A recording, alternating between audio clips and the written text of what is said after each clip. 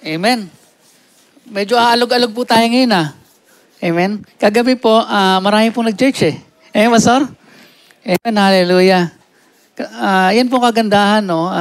As the Lord grace us with, alam mo yun, option na kapag hindi ka pwede ng Friday morning, pwede ka ng Thursday evening.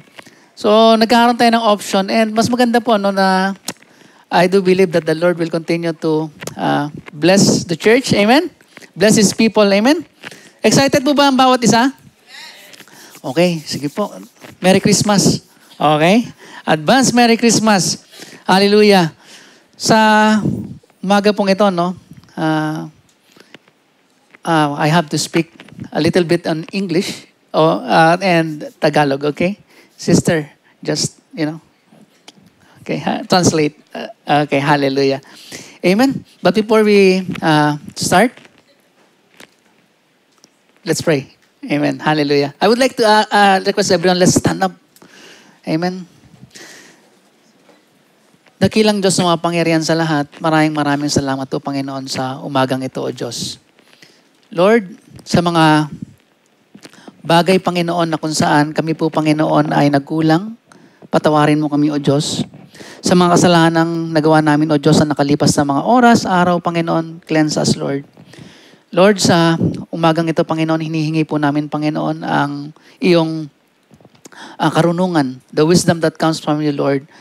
Holy Spirit, teach us, Lord. Help us, Lord, to understand your word. Teach us, Lord, na maunawaan namin ito, Panginoon. Give us an open heart and an open mind, Lord God.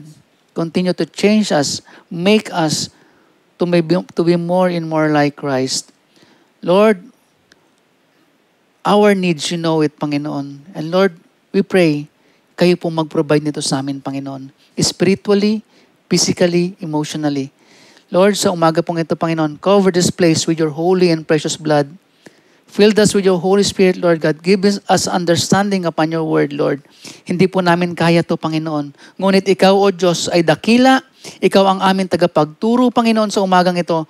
Lord, ikaw ang manguna, O Diyos. Itago niyo po ang iyong lingkod sa iyong likuran. Ikaw po, Panginoon. Itago niyo po ang iyong lingkod sa iyong likuran, Panginoon. Na ikaw, Panginoon, ang patuloy na maluwalhat mapurihan. Ito pong aming samot na langin sa pangalan ni Jesus. Amen. Amen. Sige po, tayo pong lahat ay maaari nang umupo. Muli, Merry Christmas. Okay? And Happy New Year. Okay? Hallelujah. I would like to ask you to think of something, only one thing. Ano yung gusto nyong matanggap? Okay? Okay? Tell it to yourself. Okay? And remember that. Okay? This morning, I would like to share with you, ayun na pala Yon, run your race. Okay, ang team po natin this month is Reward Paidless Crown. Okay, ibig sabihin, meron po tayong eternal reward na sinasabi. Amen? Yung reward na yon ay hindi po siya nasisira. Okay? Hindi kumukupas. Okay? And ang kagandahan po nito, ito po ay panghabang buhay. Amen? In 1 Corinthians chapter 9, verse 24 to 27, it says, "Do you not know that in a race all the runners run, but only one receive the prize? So run that you may obtain it. Every athlete exercises self-control in all things. They do it to receive a perishable wreath, but we an imperishable.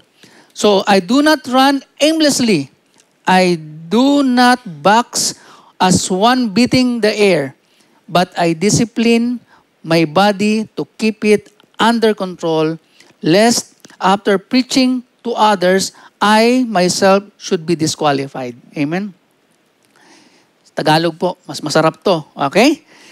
Alam ninyong, ang mga kalahok sa paligsahan ay tumatakbong lahat. Ngunit iisa lamang ang nagkakamit ng gantimpala. Kaya't pagbutihin ninyo ang pagtakbo upang kamtan ninyo ang gantimpala. Lahat ng manlalarong nagsasanay ay may disiplina. sa lahat ng bagay upang magkamit ng isang gantimpalang panandalian lamang. Ngunit, ang gantimpalang hinahangad natin ay panghabang panahon.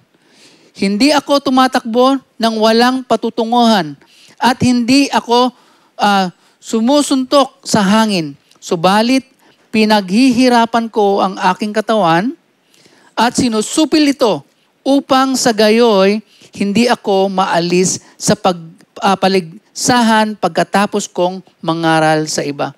Amen? Ang mga taga-Korinto po, no, sila po ay kagaya po ng yan, para medyo tayo may background. Amen? Inahalin tulad ni Apostle Paul na merong ang ating buhay Kristiyano ay parang paligsahan. Ang hirap din minsan Tagalog. Okay? We are like runners. Okay? In the ancient Greek athletics contest, particularly the Isthmian Games held near Corinth. Ibig sabihin po, inahalin tulad ni Apostle Paul na merong paligsahan. Ang ating buhay Kristiyano, nung tayo po ay nakakilala sa Panginoon, hindi lang po tayo dapat sitting pretty. Okay? Sitting na, pretty pa. Okay? So yun, may layunin po ang Diyos kung bakit po tayo tinawag. Amen? Taas po natin ang ating kamay kung naniniwala kayo na may layunin ng Diyos, bakit tayo tinawag. May layunin po ang Diyos kung bakit tayo narito ngayon. Amen? Mga kapatid, ito yung sinasabi ni Apostle Paul na sila ay nagsasanay para makamit yung gantimpala, the reward na hindi naman panghabang buhay eh. Amen? Sa buhay natin mga kapatid, ano ba yung mga, balikan natin yung inisip nyo kanina. Yung inisip ba natin na reward na yon pang habang buhay o pang samantala lang, pang dito sa mundo? Mahalaga po kasi, bakit ko ito nang yon? Mahalaga po na maintindihan natin na bakit tayong lahat ay kailangan tumakbo. Kasi tayong lahat ay mga anak ng Diyos. Tayong lahat ay nandun sa tinatawag na may race eh. Inihalantuan ni Apostle po dito, mayroong race. Meron tayong dapat gampanan. Ang isang Kristiyano, nagpapatuloy sa Panginoon, hindi po siya madali. Amen? Naniniwala po kayo? Hindi madali. Imposible. It's only by His grace. Kaya po tayo nakakalapit sa Panginoon, nakakasunod sa Panginoon, nakakapaglingkod sa Panginoon. Mga kapatid, sa umagang ito, ihanda po natin ang ating mga sarili at tuklasin natin. Diba? Tuklasin natin kung ano sinasabi ng salita ng Panginoon. Ano ba itong sinasabi ng salita ng Panginoon? Ngayon mga kapatid, if we are in the race, ready na ba tayo? Amen? As a child of God, dapat po ready tayo. Amen? Mas maganda yung pinresent ni Brother Joel na crown kanina, okay, kaninang umaga. Pero ito po, 5 po ang heavenly crowns, imperishable crown, crown of righteousness, crown of rejoicing, crown of glory, and crown of life. Imperishable crown, yan po ang pag-aaral natin sa umagang ito. Amen? Run your race to win. Run your race to win. The purpose, the plan, the prize. 3 lang po. So, pag natapos yan, tapos na po tayo. Amen? So, alam nyo, dati, pagka nalaman mo na malapit na matapos, excited ka na eh. Amen? Parang ganun din sa sa race eh. Amen? Pag alam mong malapit na, excited ka na kasi andun na yung premyuhan eh. Amen? Sino po lahat na sports dito? Nag-athletics? Okay, sige. Wala na athletics. Yung na lang, yung mga competition. Lahat tayo, di ba? Sumali tayo ng mga, yung takbo-takbuhan, yung mga ganun, di ba? Pag malapit na matapos, excited ka na, di ba? So, ganun din tayo. 3 lang po yan. So, pag natapos doon na tayo sa prize, ibig sabihin, patapos na tayo. Amen? Run your race to win. The purpose, the plan, the prize. Amen? The purpose. Yan po yung una. The purpose. In 1 Corinthians chapter 9, verse 24, Do you not know that in a race, all runners run, but only one receive the prize? So run that you may obtain it. Sa ating buhay Kristiyano, we have to run, maglingkod tayo sa Panginoon, sumunod tayo sa Panginoon, that we may obtain it. Pag sinabi mo, we may obtain it, may layunin ka, may purpose ka. Yung buhay natin may purpose. Hindi lang yung, okay na ako sa okay na ako na pupunta sa church, uuwi, magtatrabaho. That's it. Mga kapatid, kapag meron tayong layunin, even sa trabaho o sa, di ba meron tayong, minsan may mga project tayo, may mga small goals tayo, pinaghihirapan natin yun. Kung gusto mo, halimbawa, sample na lang, gusto mo magkaroon ng bagong cellphone, ipunan mo yun. Hanggang sa makamtan mo. Ngayon dito, ang kagandahan dito mga kapatid, no? Ang sinasabi ng salita ng Panginoon, kung gusto natin magkaroon ng crown, kailangan meron layunin tayo na, Lord, gusto ko itong ma-achieve. Amen? Wag yung sila, bahala na sila. Kasi mga kapatid, it will reflect how we live. It will reflect how we live as Christian believers. Kasi pagka hayaan mo na sila, parang sinabi mo na, okay na ako, nandun na ako, nakatanggap ako sa Panginoon. Pero mga kapatid, mahalaga na lumapit tayo sa Panginoon at magpatuloy na meron tayong dinidesire. Ngayon, nakagandahan, no? Ang purpose na to, na dapat gusto nating ma-achieve. Lahat kasi nagko-compete. Okay? Kung di nyo naitatanong, ano rin ako, athlete din ako dati. Natawa tuloy kayo, ha? Okay. So, yun. Ibig sabihin, lahat gustong ma-achieve yung gantimpala or prize. Just athletes train with a clear goal, we Christians should live with intentionality, focusing on our spiritual growth and ultimate reward. The problem nowadays, mga kapatid, we are not so intentional. Amen? Because of this social media. We are not intentional. Yes, that's true. Kung intentional ka, you know your priorities, you know your goal. Pag ito yung goal mo, nakatuto ka lang dun sa goal mo, ibig sabihin, dapat lahat ng ginagawa natin ayon dun sa goal na yon. Pero hindi eh. Ang nangyayari, dahil hindi tayo intentional, kung kailan lang natin gusto. Kung kailan mo lang gusto magbasa ng salita ng Panginoon, kung kailan mo lang gusto mag-church, kung kailan mo lang gusto manalangin. Kaya karamihan, ang nangyayari sa Kristiyano, lampayatot. Alam mo yun yung konting pagsubok, iyak. Alam mo yun, problemado agad. Mga kapatid, we need to focus intentionally sa ating spiritual na paglago sa Panginoon. Mahalaga po, bilang mga Kristiyano, na patuloy tayo. See, lahat po tayo, we have different struggles. But end of the day, pag sinuko natin sa Panginoon, na Lord, tulungan mo ko Panginoon, the Lord is gracious to help us. And yung ultimate reward, eyes on the prize. Dapat nakatuon po tayo doon. Kadalasan, hindi tayo nakatingin sa eyes of the prize eh. Eyes on the sideways. Sa paligid natin. Mga kapatid, sa paglilingkod sa Panginoon, dapat kay Jesus lang tayo nakafocus. In Hebrews chapter 12, verse 1 to 2, Jesus, founder and perfecter of our faith. Therefore, since we are surrounded by so great a cloud of witnesses, let us also lay aside every weight and sin which clings so closely, and let us run with endurance the race that is set before us, looking to Jesus, the founder and perfecter of our faith. Ano sinasabi ng salita ng Panginoon? Sa ating pagtakbo, yung mga kabigatan, yung mga bigat-bigat na dala-dala mo, yung mga alalahanin mo, ibigay mo sa Panginoon. Iba-iba po tayo ng kabigatan. Pero ako po sigurado, lahat po tayo may problema. Amen? Sino walang problema dito? Taas ang kamay.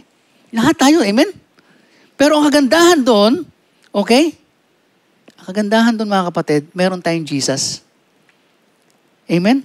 And Jesus, siya yung nagsimula, okay? Doon sa pananampalataya na meron tayo, siya rin yung magtatapos nun. Ang kagandahan nun, mga kapatid, kahit na tayo po, nagkakamali, nagkakasala, alam mo yun, kasi ang kasalanan, nandyan lang lagi eh. At ang sabi sa salita ng mabilis dumapo yung kasalanan. Bakit?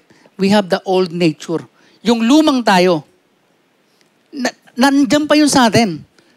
Kaya nga po, kung saan ka nagbababad, kung ano yung priority mo, ano yung ginagawa mo ngayon, saan ka nag-spend ng more time, yun yung pinapakain mo. Yun yung pinapataba mo. Amen? Mga kapatid, sa buhay natin, kapag ang kasalanan, yung love na love natin, dati natin love yun eh.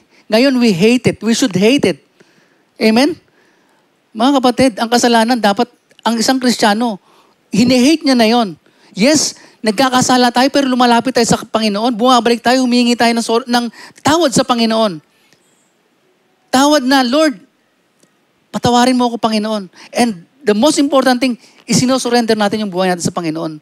Kasi kung ang isang kasalanan, palagi lang natin ginagawa, paulit at paulit lang. Yung buhay natin, alam mo yun, magkakaroon ng kalyo yun eh. Yung, pakiramdam mo, yung kasalanan, okay na lang. Pero sa buhay natin, mga kapatid, once na binigay natin sa Panginoon, sinuko natin sa Panginoon, may mga kasalanan na dapat talaga na hindi lang natin sinasabi sa Panginoon, isunusuko natin sa Panginoon kasi hindi natin kaya mapagtanggubayan.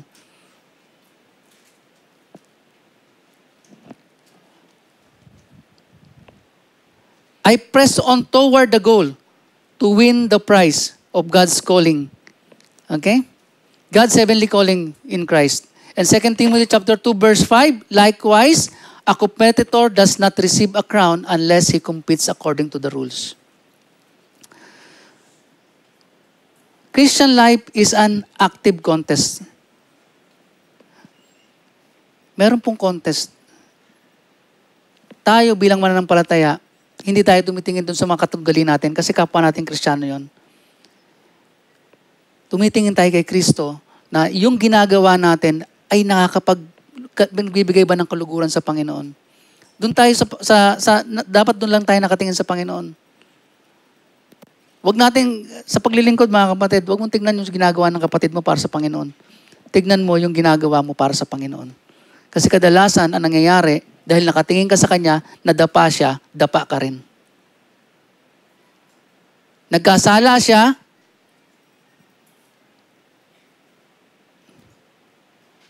nalungkot ka. Hindi ka lang nalungkot, ayaw mo na rin mag-church.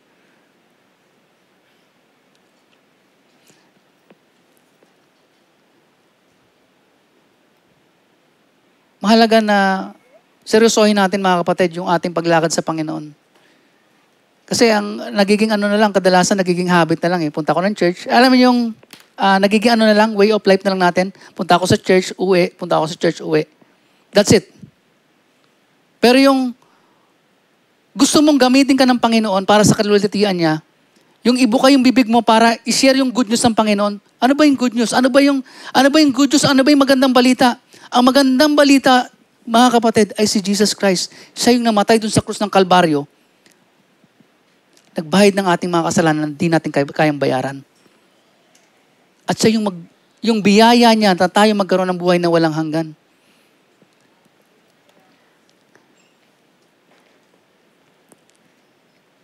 Minsan nakakalungkot, no? Kasi habang tumatagal tayo bilang Kristiyano, parang okay na lang sa atin lahat. Nakakalimutan natin yung mga priorities natin. And yan yung sinasabi ng salita ng Panginoon, no? Na we press on toward the goal to win the prize. Parang gusto lang natin, okay lang, sali lang ako, okay na yon. Pero yung winning the prize, maraming mga crown eh. Crown of rejoicing. Naghihikayat ka na yung iba makakilala sa Panginoon, lumalapit sa Panginoon. Alam mo yun? Na nagsishare ka ng salita ng Panginoon kasi gusto mo sila makakilala rin. Minsan, ang gusto lang natin, tayo lang eh. May layunin ng Diyos. Mahalaga po, mahalaga mga kapatid, yung purpose na meron tayo. Na dapat, balik tayo dun sa, merong race eh.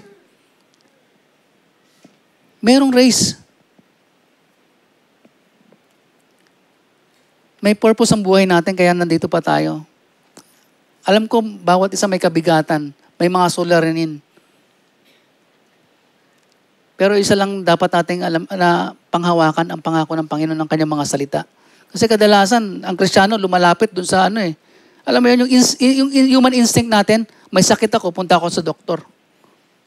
Magmanalangin ka muna.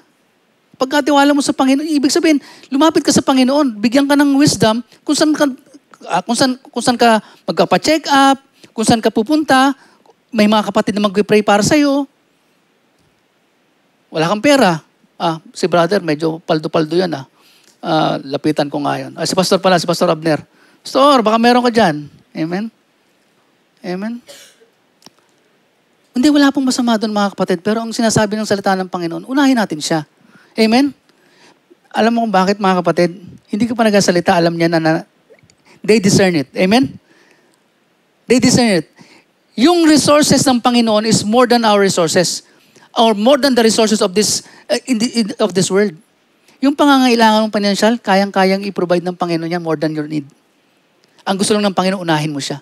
Ang gusto lang ng Panginoon na lumapit ka sa Kanya. Di ba mga athletes, may mga may mga pangangailangan. Lahat naman tayo may pangangailangan eh. Pero isa lang katotohanan. Yung katotohanan na nandito pa tayo ngayon, na kayang pa itaas yung kamay mo, nakakangiti ka pa, ay biyaya na ng Panginoon sa'yo. Amen? Marami tayong dahil magpasalamat sa Panginoon eh. Hindi yung kung ano-anong meron tayong mga suliranin. Mabigat man. Yes, mabigat yan. Yung pinagdadaanan natin, part yan. Amen? Number 2, the plan. Amen? In 1 Corinthians chapter 9, verse 25 to 26, every athlete exercise self-control in all things. And verse 27, but I discipline my body and keep it under control, lest after preaching to others, I myself be disqualified. Mahalaga yung self-control eh. Kadalasan dito tayo na, alam mo yun, dito tayo, tawag doon, nadadapa eh. Amen? Sa trabaho na lang, medyo napagsabihan ka lang ng amo mo. Tumaas pa yung boses mo. Alam mo yun? Yung mga ganun mga bagay. Self-control is the fruit of the Holy Spirit. Amen? Galing yun sa banal na Espiritu. Na kailangan tayo bilang mga anak ng Diyos, mahalaga po yung disiplina. Ang mga atleta, dinidisiplina nila sa nila. They have the strict diet. Amen? Okay? Napansin ko nga kanina, no? Yung luma kong isang coat, parang hindi na kasya. Alam mo yun? Napansin niyo po ba yan? Minsan ganon. Ibig sabihin, medyo masikip na eh. Oh. Samantalang dati, kasyang-kasya sa akin yun eh. Di ba? Napansin niyo? Pagpapala yan. Medyo, di ba? Amen? Amen. Self-control. Hallelujah. Amen. Kasi minsan lalo na ngayon, malapit nang ano tawag ito? Paano ba naman kasi pag ang daming daming pagpapala eh. Amen? Pero minsan wala rin tayong disiplina eh. Amen? Minsan kulang din ako sa exercise. Okay? Minsan kulang din sa pag-bike. Alam mo yun? Discipline is the most important thing sa athlete. Amen? Lahat po tayo. Huwag kayong mag-alala. Ganun din ako. Pero ano sinasabi ng salita ng Panginoon? Disiplinahin natin ang sarili. Amen? Disiplinahin natin ating mga sarili. Keep it under control. Minsan wala tayong control eh. Pag nakakita tayo ng sale, talaga namang, Tapos, pagka nabili mo na, ngayon kulang na yung mo. Amen? Minsan, tawag ka na naman dyan. Okay? Pero mga kapatid, mabuti ang Diyos kasi yung mga salita niya, itinuturo niya sa atin paano tayo mamuhay bilang Kristiyano. Hindi lang tayo basta-bastang nagdesisyon, hindi lang tayo basta-bastang dapat magsalita. Nakakatuwa yung mga tao na alam mo yon, tayo bilang mga Kristiyano, hindi ka na magagalitin. Kasi meron ka ng self-control. Kahit na ang gulo-gulo, alam mo yon, dati ganun ako eh. Pag sinigawan mo ko, sigawan din kita. Yun yung lumang tayo eh. Amen? That's true. Pero dahil Kristiyano tayo at binabago tayo ng Panginoon, amen? Sa biyaya niya, yung dating ikaw na mga galitin, hindi na ngayon. Nagagalit ka man, pero may pag-ibig na ba? May grasya na ba? Kumbaga sige, okay lang, pero huwag ka mag-iipon ha. Okay? Yung iniipon mo lang pala, okay? Hanggang sa one day, sasabog na, huwag ganon. Ang self-control, mga kapatid, it's a way of life na dapat bilang in a race, dapat disiplinahin natin yung meron tayong time saan? Sa pananalangin. Amen? Time saan? Sa pagbabasa ng kanyang salita. Amen? Ito yung plano. I discipline my body and keep it under control. Dapat may plano ka. Kung gusto mo na ma-achieve yung crown, dapat may plano tayo. Ito yung plano natin. We discipline our body. And we keep it under control. The importance of discipline, self-discipline in maintaining faithful Christian walk, we must exercise spiritual discipline. Amen? To grow in holiness and effectiveness in ministry. Pag may ministry ka, hindi ka lang magaling sa talent mo. Dapat babad ka sa salita ng Panginoon. Amen ba doon? Amen. Parang ang hina ng amen ah. Mga kapatid, pag naglilingkod po tayo sa Panginoon, napakahalaga na nagbababad tayo sa salita niya. It's not our talent or the gifts. It's how our personal relationship sa Panginoon that overflows to others. Amen? Mga kapatid, disiplinahin natin ating mga sarili sa araw-araw. Yung pananalangin, napakahalaga po yun. Checkin natin yung ating mga sarili. Kung kailan kayo huling nanalangin. Kung huli ka nanalangin last week, may problema tayo dyan. Kung huli ka nanalangin, nung Monday, prayer meeting, okay? May problema ulit tayo dyan. We need consistency. Ang paglilingkod sa Panginoon, ang paglapit sa Panginoon, ang buhay Kristiyano ay pagpapatuloy. Continuity. That may consistency. Yung disiplina na that may consistency. Kasi pag wala kang consistency, naku, lolobo tayo niyan. Amen? Di ba marami nag-diet? Pero pagkatapos nung, let's say, 30 days diet, after 30 days, gutom na gutom yun. Dodoblehin niya yun. Pero anong sinasabi sa atin? Dapat, consistent tayo dun sa ating, disiplina. Amen?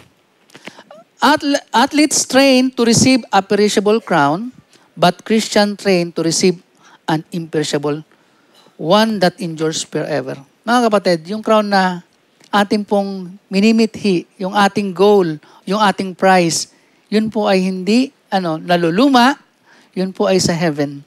Amen? And ang kagandahan mga kapatid, binigyan tayo ng Panginoon ng opportunity to run the race. Amen?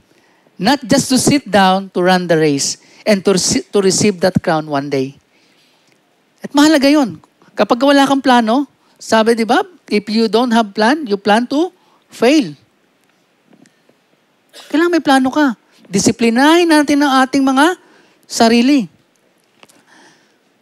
Kung minsan, yung sleep, mahalaga yung sleep ha.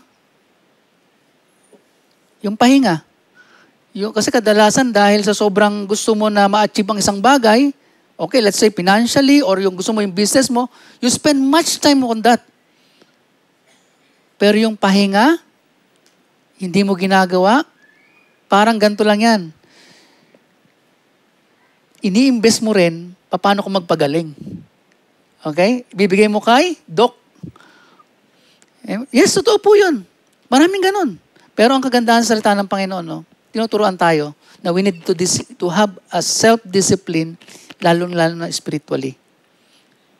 Yung pagbabasa ng salita ng Panginoon, kung kinakatamaran mo kapatid, huwag mong katamaran. Dahil ikaw rin yung lugi eh. Sabi ng salita ng Panginoon, we should have an answer in season and out of season. Paano pag may stranger, o hindi lang stranger, may nakatabi ka sa jeep. Walang jeep dito eh. Sorry. Nakatabi sa Metro Station. Medyo social talaga tayo dito eh. Metro Station. Pilipino. Tapos nagkwentuhan kayo. Then, the Holy Spirit spoke to you na siran mo. Diba? Hindi ka ready. Anong gagawin mo? Marami sa buhay natin. Diba? We fail. But it's not the end of it. Balik tayo sa Panginoon na, Lord, I want to dedicate time. Proper time sa iyo, Panginoon. Kasi minsan kadalasan, dahil relax na tayo, when all set, all okay, we forgot to pray, we forgot to thank the Lord, we forgot to draw near sa Panginoon. Bakit? Kasi okay ang buhay eh. Financially stable, di ba? Stability. Financially, okay naman ako. Okay? Emotionally, okay naman pamilya ko. Okay? Puro personal okay eh. Mga kapatid, how about spiritual things? How about dun sa mga kapatid, mga mahal natin sa buhay na hindi pa nakakilala sa Panginoon? How about them? Kung hindi ka nananalangin, kung hindi ka marunong manalangin, kung hindi ka nag-aaral sa salita ng Panginoon na, Lord, dinidesire mo na, Lord, tulungan mo ako, Panginoon, na i-share ka, Panginoon, sa mahal ko sa buhay. Mga kapatid, ang panalangin, napakahalaga po niyan. Kahit gaano pa kalaki yan, parang ganito yun. Meron kang pinag-pray ngayon, mahal mo sa buhay, huwag kayong mag-alala, lahat tayo meron ganon. Okay? Lahat tayo meron ganon.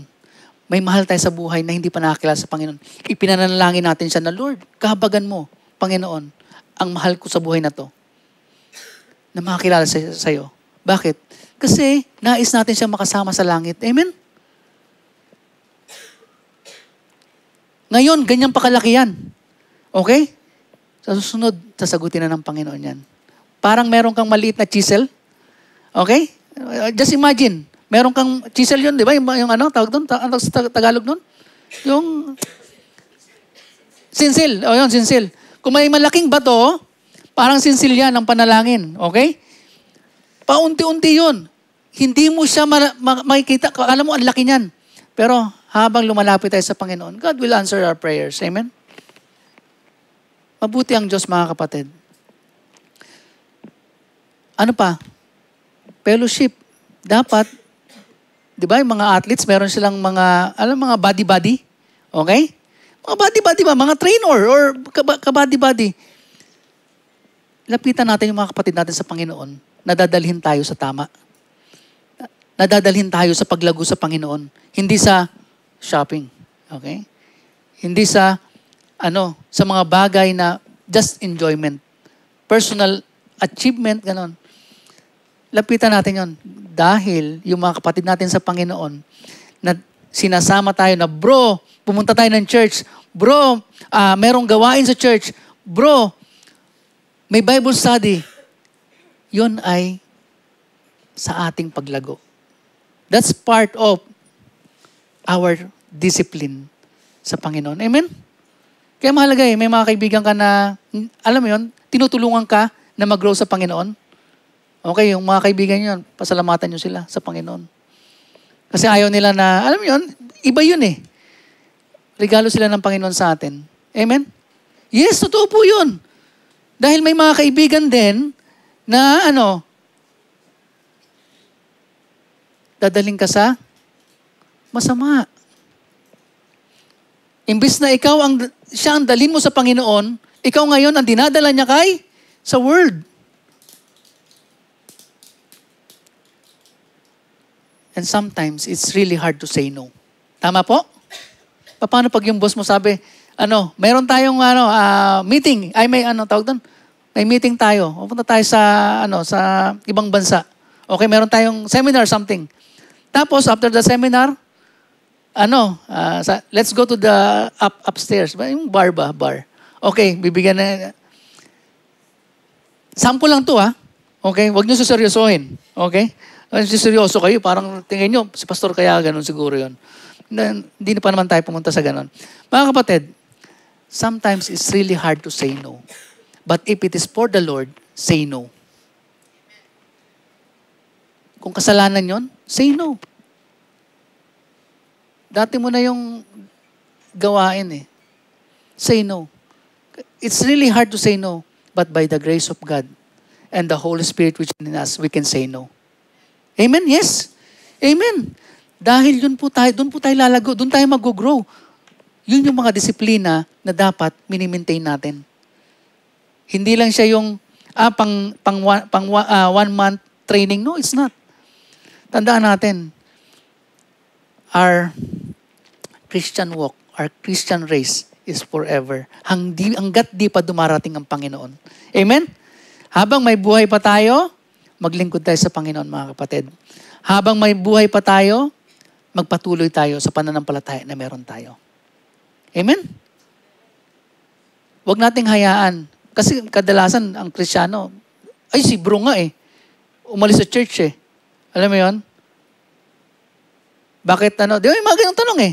Bakit hindi man lang Mga kapatid, may kadahilanan kung bakit nangyayari ang mga bagay na yon. Amen? Nagtataka ba kayo kung minsan, bakit yung kapatid mo ngayon hindi mo na nakikita? Yung brother or sister mo, hindi mo na nakikita? Nangapit bahay na? Nangapit bahay mo, tuloy pa ng church. Or pumunta sa, hindi na nag-church. It's also biblical. Sinabi yung salita ng Panginoon. May mga nakarinig, pero may mga dumating yung pagsubok, ano nangyari? Sila ay sumurrender sa pagsubok. Ayoko na, mabigat pala. Ang hirap palang sumunod sa Panginoon. Ang hirap palang maging Kristiyano. Imposibleng magpaka-Kristiyano. Pero sa biyaya ng Panginoon, pagka nakay Kristo ka, kasama yan sa training natin. Amen? Hanggang nandito pa tayo, mga kapatid. We have to endure. Okay? Kaya nga yung takbuhan, lalo na yung marathon, endurance yun eh. Hindi yun yung mabilisan. No, it's not a sprint. It's endurance. The best thing, kasama mo ang Panginoon. Amen? Kasama natin ang Panginoon sa panahon na meron tayong malakas pa tayo. Kasama natin ang Panginoon, yung napapagod ka na, nahihirapan ka na. Kasama natin ang Panginoon sa finish line. Amen? Ng buhay natin. Amen? Masarap yung, alam mo yun, ipanalangin na, Lord. Nais ko, Panginoon, na to end well, alam mo yun, sa buhay ko, na, kasi totoo po yun, mga kapatid, no? Ang kasalanan laging nandyan. Kung may mapapansin kayo, may mga lingkod ng Panginoon na they fall on the temptation, okay? Iba't ibang klase yan. May mga pastor na talagang, they stop the service sa Panginoon. Pero mga kapatid, magpatuloy po tayo. Focus natin yung eyes natin sa Panginoong Jesucristo. Siya yung nagsimula sa pananampalataya na meron tayo at walang dahilan para hindi tayo magpatuloy. Meron ba? Wala pong dahilan. Dahil yung paghihirap dito sa lupa ay panandalian lang. Sabihin mo sa katabi mo, panandalian lang. Amen. Panandalian lang. Okay? All those temporary things, mga kapatid. Kaya wag tayong mag-settle dun sa mga panandalian lang. Lalo na yung mga panandaliang ano ba sa Bishop? Ayun. Panandaliang aliw daw. Okay? Iba't ibang klase yan. Iba't ibang hugis din. Okay? Meaning, may kaaliwan sa alak, kaaliwan sa, alam mo yan, okay, sa bisyo. Pero mga kapatid, those things are temporary. Don't settle on those things. Kaya napakahalaga ng self-control at saka yung disiplina. Kasi pag wala kang self-control, the question is, pag mag-isa ka lang, anong mangyayari? Pag mag-isa ka na lang, anong meron? Din yung challenge eh, pag mag-isa ka na lang. Kasi dito, lahat po tayo sama-sama. Amen? Pero pag mag-isa ka na lang, yung pagiging Kristiyano mo ba, you will stand dun sa salita ng Panginoon na we need to walk in holiness and godliness by the power of the Holy Spirit. It's all by His grace. Sabi nga, not by might, not by power, but by the Spirit of God, which is in us. Amen? Kaya yung mga mahilig dyan mag-isa, mag-isip-isip ka. Okay? Wag nating hayaan na lagi lang tayong gusto natin mapag-isa. Amen? Kasi may mga ganun eh, yung mahilig lang mag-isa. Kasi po, tayo bilang mga Kristiyano, we need to relate. We are relational. Mas masarap yung kasama mo, kapatid mo sa Panginoon. Amen? Lalong-lalo na pagka may gawain. Amen? Totoo po yun. Kaya wag nating hayaan, kapag ka may Bible study, umattend ka ng Bible study. Kapag ka may cell group, umattend ka ng cell group. Disiplina yun eh. Unahin mo pa yung shopping. Okay? Unahin mo pa yung birthday ng iba. Nakaset na yun, di ba? Totoo po, di ba? Normally, nakaset na yung natin eh.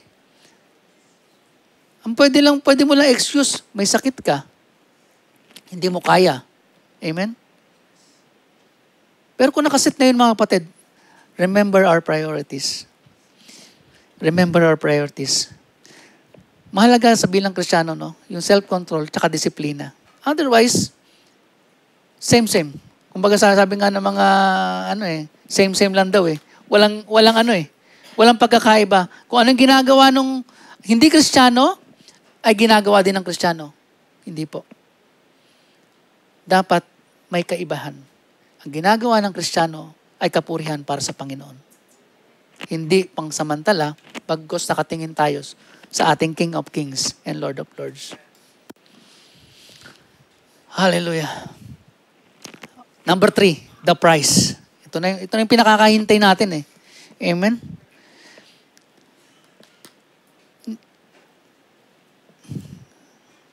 Kung maganda yung crown na meron ang mundong ito, mga kapatid, how much more yung crown na prepare ng Panginoon para sa atin. Amen? We should not settle for less. Amen? We should not settle for less because our King of Kings and Lord of Lords is the owner of everything. Amen? Mas masarap yung premyo sa langit. Amen? Mas masarap yung reward ni Jesus. My good and faithful servant. Amen? So yun po, ang sabi sa salita ng Panginoon.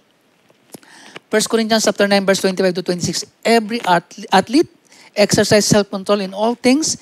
They do it to receive a perishable wreath, but we an imperishable. Okay? Hindi lang tayo nag-i-aim, aimlessly, kumbaga sa meron tayong meron tayong focus. Ang focus natin ng Panginoon. Yung ginagawa natin ngayon, mga kapatid, yung paglilingkod mo sa Panginoon, kay Jesus mo yung ginagawa. Amen? Yung paglilid mo ng Bible study, para kay Jesus mo ginagawa yon. Yung pamumuhay mo bilang Kristiyano na namumuhay ka sa biyaya at habag ng Panginoon na makalakad ka na may kabanalan, ginagawa mo yung para kay Kristo.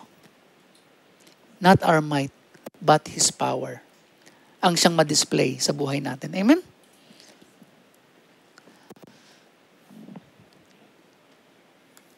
Do it to receive an imperishable crown. Unlike the temporary rewards of this world, we Christians, our goal is an eternal crown.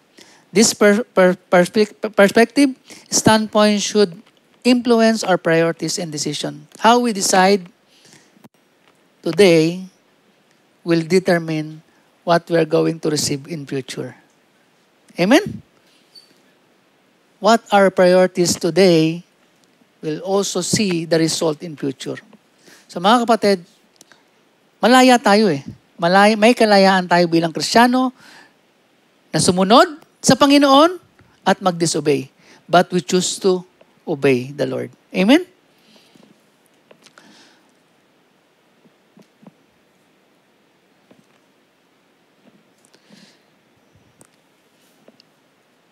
In Colossians chapter 3, verse 23 to 24, whatever you do, work at it with your whole being as for the Lord and not for men, because you know that you will receive an inheritance from the Lord as your reward. It is the Lord Christ you are serving. Mga kapatid, sa paglilingkod sa Panginoon, lahat po tayo naglilingkod sa Panginoon. Amen? Amen po ba doon? Sa Diyos lang po tayo. Kay Kristo lang po tayo tumingin. Amen? Kay Jesus lang tayo tumingin. Kasi ang mangyayari, kapag pinapakita lang natin yung ating paglilingkod sa iba, mapapagod ka po. So sunod nun, kapag wala nang bumabati sa'yo na, oh bro, ang galing-galing mo, o ang sipag-sipag mo, malulungkot ka na. Ayoko na mag-church. Ayoko nang ano yun? Ayoko na sa church na yan. Hindi na ako mag-church. Hindi ako nakamayan eh. Okay? Hindi ako na tawag doon, napalakpakan. Mga kapatid, sa paglilingkod sa Panginoon, ginagawa natin ang paglilingkod sa Panginoon para mapapurihan si Kristo. Para maging pagpapala sa iba. Amen? Yun po. At doon hindi ka mapapagod. Bakit? Kay Jesus ka lang nakatingin eh. And you do it for His glory and for the furtherance of His kingdom. Amen? Maging kingdom partner tayo. Maging kabahagi tayo sa gawain ng Panginoon. Amen? Hindi ko makakalimutan yan. Yan yung tumimo sa puso ko. Si Bishop kasi yan yung niya eh. Maging kabahagi tayo. Amen, Bishop? Maging kabahagi tayo sa gawain ng Panginoon. Maging kabahagi tayo to make the kingdom known. To make Jesus Christ known to the whole world. Amen? Hindi naman natin maabot yung iba kung ano lang yung kaya nating abutin. Amen? Yung mga hindi pa mananampalataya, maabot sila ng mabuting balita. Na si Kristo lang, ang tanging daan, katotohanan natang buhay, at walang makakarating sa Ama, kundi sa pamagitan ng ating Panginoon Jesus. Amen? Okay, sabi po dito, Matthew chapter 6, verse 19 to 20, do not store up for yourselves treasures on earth, where moth and rust destroy, where thieves break and steal, but store up for yourselves treasures in heaven, where moth and rust do not destroy, and where thieves do not break and steal. Doon po tayo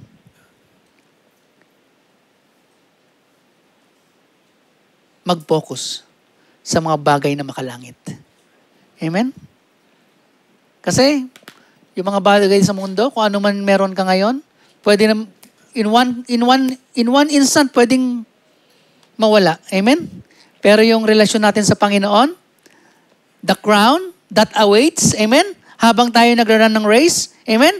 Na ginagawa natin yung pagsunod sa Panginoon, amen? The discipline, the self-control, and living a godly and holy life sa biyaya at kapangyarihan ng Banal na Espiritu. That crown awaits for us in heaven. Amen? Parang hindi kayo excited Parang ako lang excited Sabi ni Paul Washer, why would we want pain when God promises us glory? Why we would be seeking the wealth of the world when the wealth in heaven is ours? Why would we run for a crown that will perish with time when we're called to win a crown that is imperishable? Amen? We will not settle for less.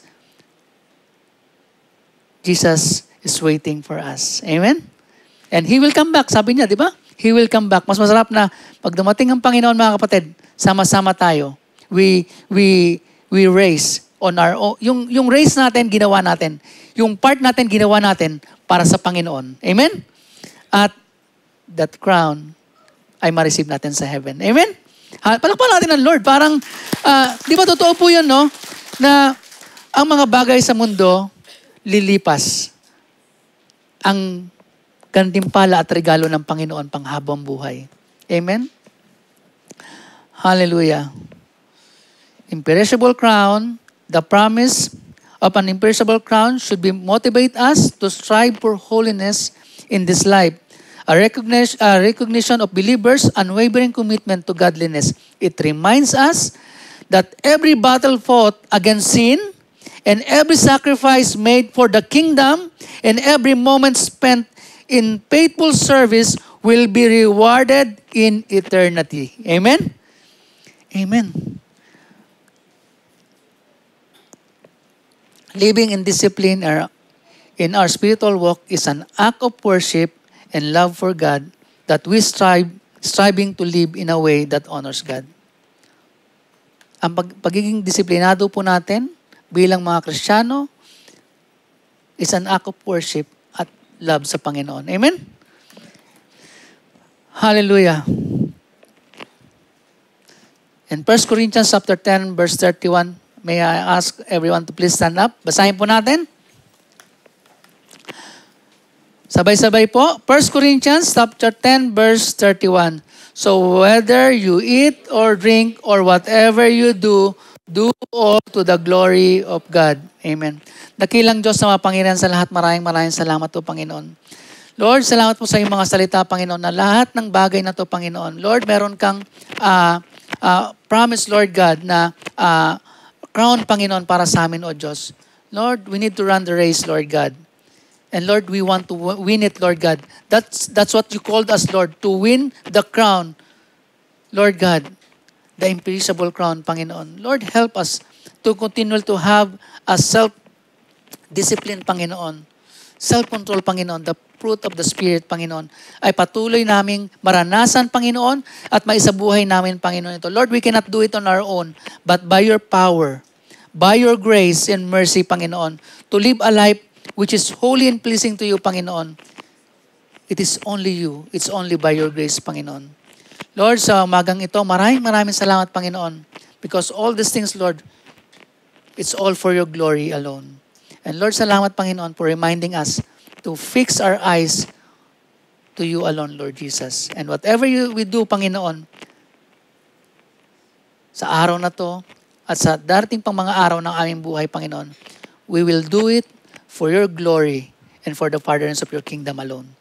Maging kabahagi kami, Panginoon. Gamitin mo kami, Panginoon, bilang yung mga anak to go and make disciples, to share your love to others, especially, Lord, to the unbelievers, to those loved ones, Lord God, na hindi po nakilala sa iyo, Panginoon. Lord, we pray.